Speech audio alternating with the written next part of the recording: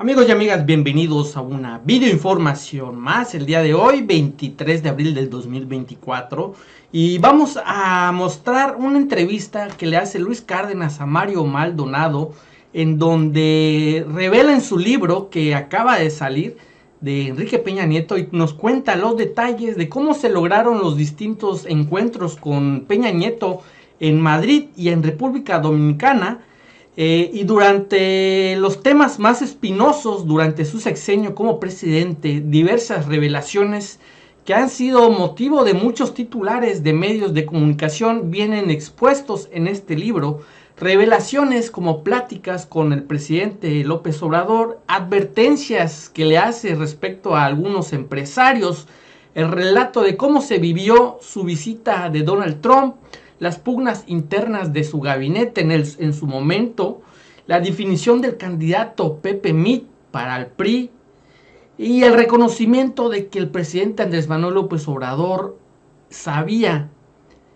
que iba a ganar las elecciones. Amigos y amigas, vamos con esta entrevista.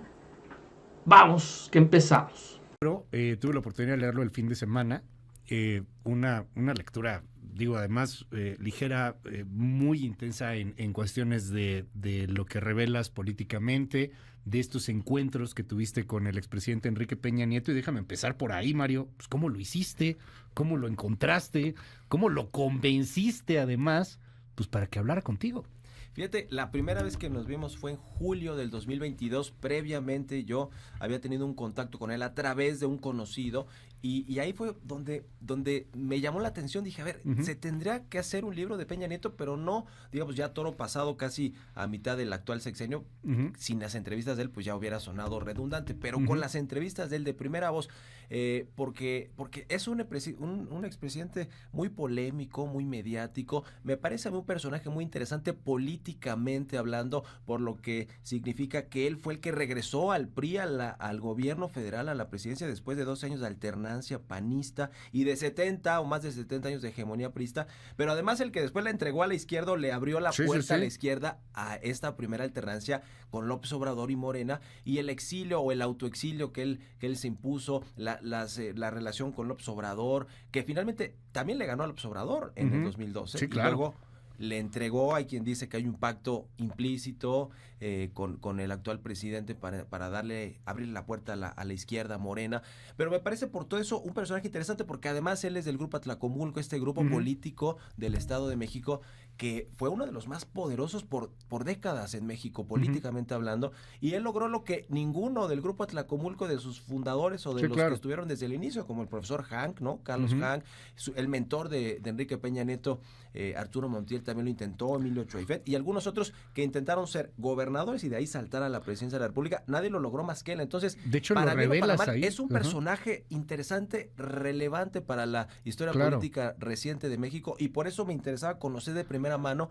pues todo lo que tenía que decir, y por eso me fui a entrevistarlo a Madrid de forma informal, porque ahí las 3 encuentros que tuve con él en Madrid, España, fue para plantearle el tema de mi interés hacer un libro no autobiográfico, menos autorizado por él, sino un libro periodístico donde él pudiera hablar en primera persona también de todo lo relevante, no solo de su vida siendo presidente, sino de su vida anterior como gobernador y como funcionario del Estado de México, y después en el exilio.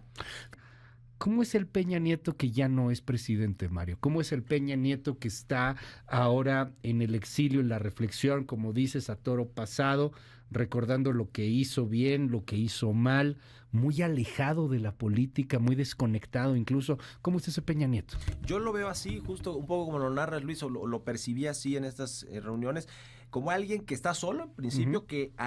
digamos, en el autoexilio lo abandonan muchos de sus amigos, conocidos, no tiene contacto con muchos de ellos. Ya en últimas fechas sí lo han ido a visitar algunos de los que considera o considera a sus amigos políticos y no políticos, pero como alguien solo que se autoexilió en España por la afinidad cultural, del idioma, porque se lo recomendaron amigos. Después Punta Cana también se lo recomienda Juan Collado, quien fue su abogado, y a su vez por una recomendación del cantante Julio Iglesias. Por cierto, todos en la boda de la hija de Juan Collado, que es lo que él dice que fue su punto de partida para decir me tengo que autoexiliar, porque de esa boda pues vimos lo que pasó con Juan Collado y con las investigaciones y la persecución, entre comillas, a varios de los invitados a aquella boda. Eso es lo que él dice termina de detonar el autoexilio en el que permanece, ¿no? Y que lleva casi 5 años y medio, casi 6 años, que fue todo el sexenio del López Obrador. Pero yo lo percibo así, como una persona sola, una persona que los amigos desaparecieron después de que dejó la presidencia, que está efectivamente desconectado de muchos de los temas finos políticos del país, como que no se ha querido meter, por lo menos en las pláticas que yo tenía con él, eso me daba a entender, porque me preguntaba luego cosas de, oye, y este gobernador y tal, presidente municipal, o tal, quién es el líder de tal partido, cosas así que de pronto yo decía, pues eso lo debería saber, ¿no? Porque debería estar conectado un poquito con la política nacional. ¿Verdad? Lo sentí desconectado, pero finalmente yo creo que las entrevistas que yo le fui a hacer, los acercamientos, llegan en un momento clave para él, porque él sí quería hablar, o sea, él sí quería contar su parte de la historia, sea o no la real, porque pues esa es su parte de la historia, y yo lo que hice fue contrapuntear lo que él me decía con lo que se publicó en su momento, con versiones de otros personajes cercanos y no cercanos a Peña Nieto, y todos vienen ahí plasmados en el libro, pero sí, ciertamente, digamos que son entrevistas de primera mano en las que él habla y da su versión sobre todo lo que sucedió, los escándalos, Odebrecht, la Casa Blanca, el tema de Yotzinapa, no se diga, y algunos otros asuntos del gabinete, cómo se peleaban entre ellos, cómo se decidió que José Meade o Pepe Meade fuera el candidato de unidad del PRI, digamos, y cuando digo de unidad es porque pues el PAN, porque él era un funcionario panista que después transitó a la administración priista de Peña Nieto, etcétera, etcétera. Sí, y cómo también se las le metió al superficialidades, gabinete, ¿no? porque a ver, fue un gobierno muy superficial el de Enrique Peña Nieto, y el nuevo PRI no fue el nuevo PRI, fue un desastre, ¿no? Entonces todo eso, yo le quería preguntar en primera persona, ¿qué tenía que decir después de 6 años o 5 años en ese momento de autoexilio? Pero eso no... Exacto. Muchas de las decisiones importantes del sexenio de Enrique Peña Nieto se tomaban entrada a la noche. Te imaginarás por qué, porque le gusta departir al presidente, le gusta distensarse, si me permites el término, con tragos, con whiskies o con lo que sea, que tome vinos, y que bueno, muchos de los integrantes del primer círculo, los que tomaban a su vez las decisiones, como Luis Videgaray, como Miguel Osorio Chong, como el mismo Luis Miranda y Aurelio Nuño, que digamos que son los 4 funcionarios más cercanos durante todo su gobierno, ¿no? Aurelio Nuño lo considera, digamos, más el académico que le ayudó a redactar las reformas estructurales, la reforma educativa en particular, Luis Videgaray como el gran operador que puede, digamos, tener interlocución con todos los grupos de poder, con partidos, al interior del gobierno, le ponía orden, y más desde el lado financiero y económico, yo, Miguel Osorio Chong, como un operador político importante en su gobierno de la política interna, por eso fue secretario de Gobernación todo el sexenio. Entonces, son sus hombres de confianza, sin lugar a dudas, pero ninguno, exactamente tal cual lo dices, tan amigo de la infancia, de la adolescencia, como Luis Miranda, con quien jugaba golf, con quien hablaba, digamos, más abiertamente sobre temas personales, familiares y de gobierno. Aunque Luis Miranda ciertamente no tenía ese poder de decisión que tenía un Videgaray, un Osorio Chong o incluso un Aurelio Nuño. Entonces, es interesante cómo él va formando este gabinete, y más interesante que muchos de los funcionarios clave que tuvo en el gobierno del Estado de México se pasaron también a la administración federal como presidente de la República. Y mira, habla finalmente también de que Enrique Peña Nieto fue agradecido en términos de quienes fueron sus profesores, sus mentores, quienes lo ayudaron a escalar en la estructura política del PRI, del Estado de México, y luego lo impulsaron a la presidencia de la República, porque a todos lo recompensa de alguna manera con un cargo durante su sexenio, y después termina siendo un desastre porque viene el punto de quiebre muy pronto. A ver, y yo fui a recoger testimonios y obviamente a preguntarle y hacerle muchos cuestionamientos sobre los temas, pero en una de esas me dijo, a ver, yo considero que traté bien a los medios y que les di todo, pues, y me trataron la mayoría mal, o muchos me trataron mal, y él conoce pues a los dueños de muchos medios de comunicación. Él se queda con ese sabor de boca, en la realidad, por un lado, y por otro lado, con respecto a los empresarios, esta confesión se la hace al propio presidente López Obrador en la última reunión que tienen durante la transición hacia la presidencia de López Obrador. Ya había ganado las elecciones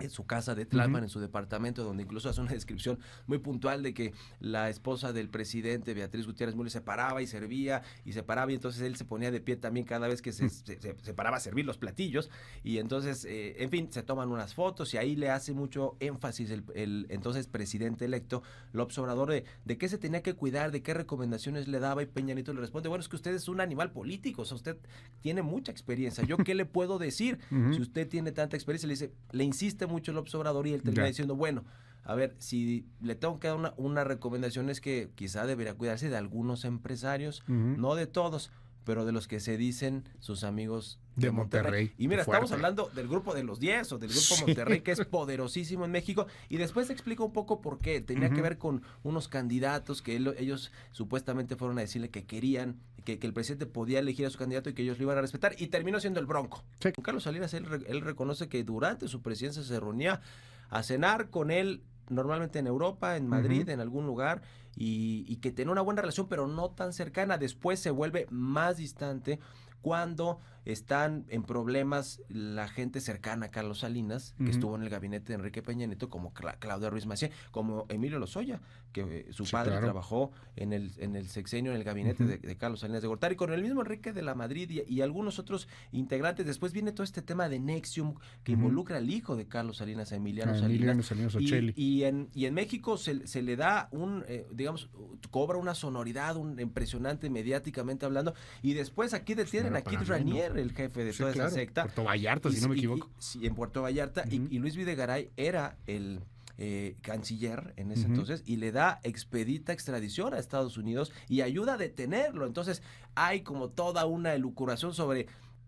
que las relaciones con Salinas estaban rotas desde ese entonces, y al parecer están distantes, por lo menos hasta ahora, aun cuando sí se han reunido, se han cruzado en algún hotel de Madrid, porque allá están avecindados, por cierto, familiares de Carlos Salinas de Gortari, y él visita recurrentemente Madrid, divide su vida entre Madrid y Londres, el actual expresidente de México. Qué paradoja que ahora en Madrid están Felipe Calderón, que vive ahí. Sí, claro. Carlos Salinas, que vive buena parte del tiempo ahora en Madrid con su familia, y también Enrique Peña Nieto. Todos, por cierto, en distintos barrios, Peña Nieto alejado, digamos, de la periferia del centro de Madrid. Peña Nieto, al parecer, sí, en el centro de Madrid, y Carlos Salinas de Gortari también en una de estas calles que son de las más adineradas.